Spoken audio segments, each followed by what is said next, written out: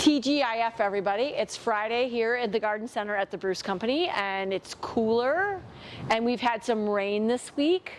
And so all is right in the world if you're a gardener, except you probably have some weeds, because I know I do.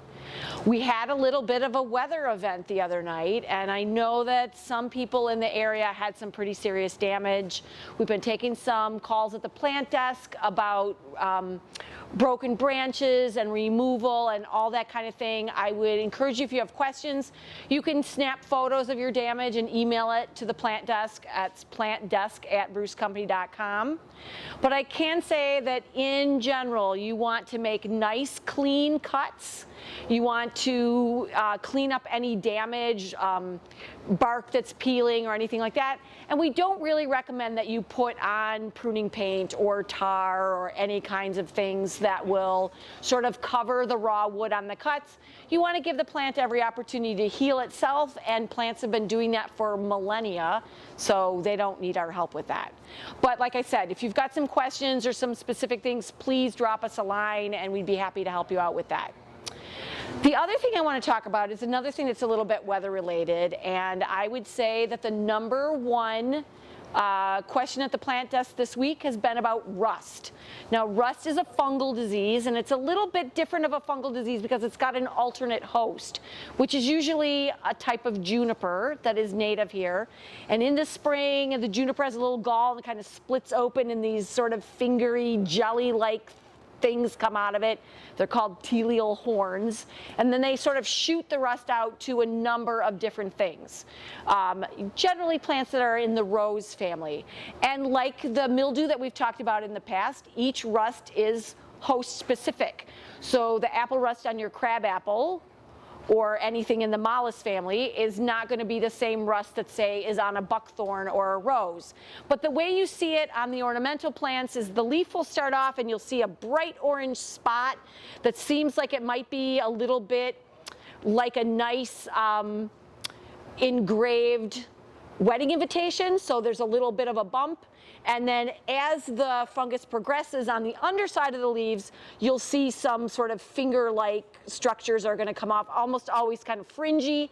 And if you tap that on a piece of paper, you'll see the spores will be bright orange and they'll fall off on the piece of paper.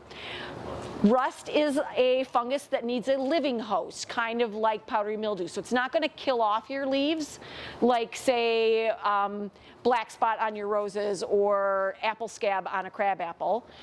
But you do want to treat it, especially if you have it on a fruiting plant. And so you treat it with a fungicide. Now, rust is a fungus that is not sort of a typical fungus. You want to make sure that whatever products you buy are listed for rust. And how you do that is always on the bottom of back of whatever treatments that you can purchase. There's a little envelope, and you open that up, and you want to make sure that the product is listed for rust. So I've got a couple things here as examples. I would say that Infuse is a really great sort of all-purpose fungicide that is rated for rust, but you would not want to use something like this on a plant that is fruiting. So rust is really prevalent on apple trees this year, and so if you've got apple trees or something edible, you're going to want to use something like neem oil, which is considered an organic treatment, or you can use copper fungicide. Again, pay attention to the instructions on the back, especially with edibles. You want to make sure that you leave the proper amount of time between application of the fungicide and when you're going to harvest. And that's really important. Make sure that you follow the instructions as to how often you apply, if there are any sort of temperature restrictions, if it's too hot or too cold, you can manage all those things. The other thing about rust is that it sometimes will winter over. So this fall, you're going to want to do a really good cleanup. Make sure that you rake and dispose of leaves. If you have something like a crabapple, you can actually get rust kind of hanging off the fruits. So make sure that you get all that cleaned out so that you don't have it hanging around for reinfection next spring. And the last thing I want to talk about is sort of a nice midsummer, late summer refresh. Now, I don't know about you, but some of my pots are looking a little bit bedraggled, a little bit sad. and I want to sort of put some new things in. The garden center has got in a crazy amount of really beautiful, brand new fresh annuals in bigger sizes, so you don't have to have that little starter plant and wait for it to get some size on it. We've got celosia, we have all kinds of annual black-eyed Susans in different combinations.